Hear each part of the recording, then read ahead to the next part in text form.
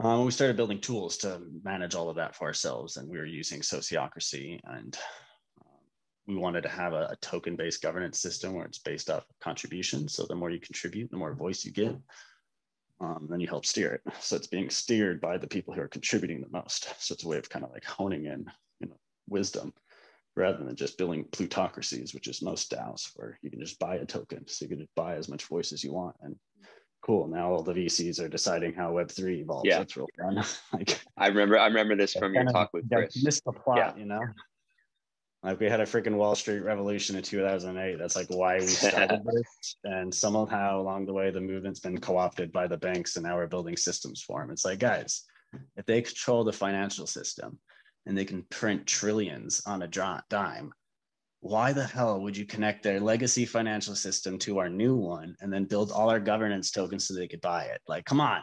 Like, we literally just gave them a direct route to co-opt the entire movement and drive it how they want to. And they're doing that. So it's like, anyway.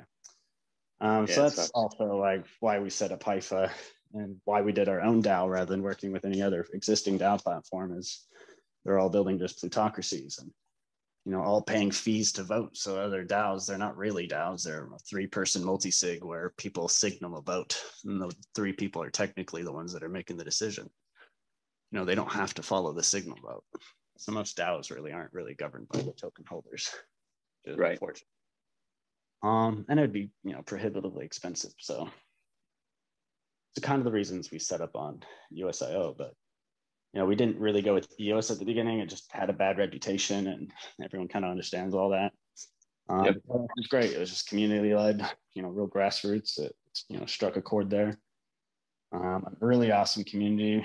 I care none at all about a EOS rivalry. That's the most ridiculous thing I ever heard.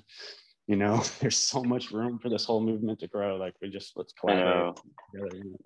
It's sad, but yeah. So I held 0 of that, and I'm like, great, we'll launch on Telos, which we love. We'll launch on EOS. You guys are doing awesome stuff with Eden. Like, we want to be there too. Like, let's roll. This is fun.